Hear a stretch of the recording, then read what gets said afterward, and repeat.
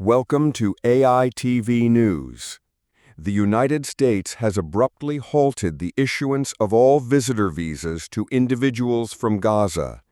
This sudden policy change, announced on Saturday, August 16, 2025, has suspended a critical lifeline for some of the most vulnerable people in the war-torn territory: critically injured children in need of life-saving medical care in America. The State Department announced the suspension in a brief statement, explaining it will conduct a full and thorough review of the process and procedures used to issue what it called a small number of temporary medical humanitarian visas in recent days. No timeline was given for how long this review will take, leaving the future of these medical evacuations in limbo. The suspension impacts B1, B2 visitor visas, which are used for short-term visits, including medical treatment. The official justification for the pause came from Secretary of State Marco Rubio. Speaking on Sunday, he stated the decision was made after receiving evidence from numerous congressional offices that some of the nonprofit organizations facilitating these medical visas have strong links to terrorist groups like Hamas. Rubio did not specify which organizations, congressional offices, or what the evidence was. He emphasized that the review would reevaluate the vetting process for both the children and the adults who accompany them. In his words, "We are not going to be in partnership with groups that have links or sympathies towards Hamas." However, the timing of the official announcement points to another potential catalyst.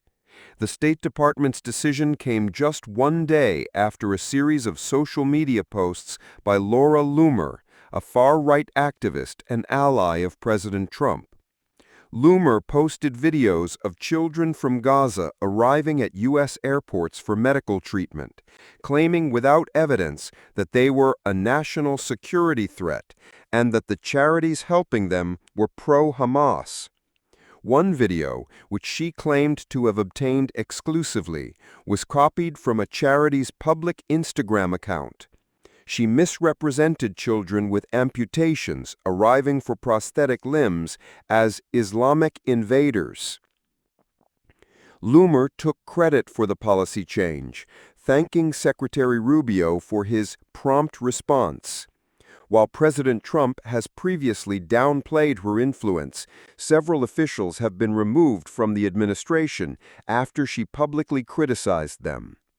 This visa suspension directly impacts American nonprofit organizations that arrange for Palestinian children with severe injuries, like amputations and burns, to receive free medical care in the U.S. One of the groups specifically targeted in Loomer's postings was Heal Palestine. The organization stated it has evacuated 148 people, including 63 injured children. It stressed that its program is for temporary medical treatment, not refugee resettlement, and that the children and their families return to the Middle East after their care is complete.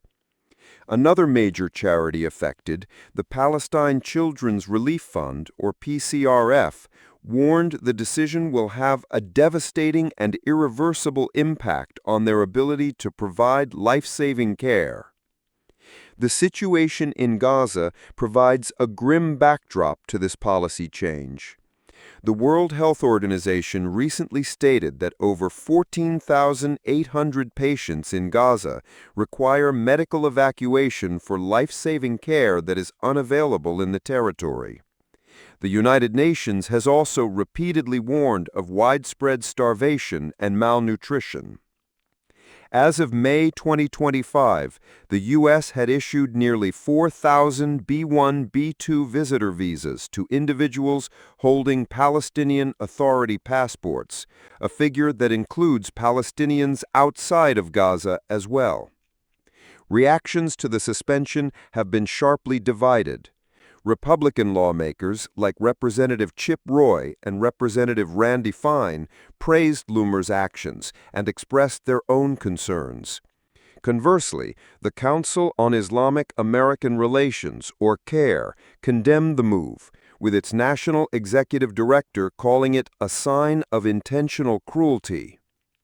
In summary, the United States has paused a visa program that provides critical medical care to injured children from Gaza. The official reason is a security review of the partner organizations involved. However, the decision followed immediately after a public pressure campaign by a far-right activist. With no timeline for the review's completion, a vital humanitarian pathway for some of Gaza's most desperate children is now closed indefinitely.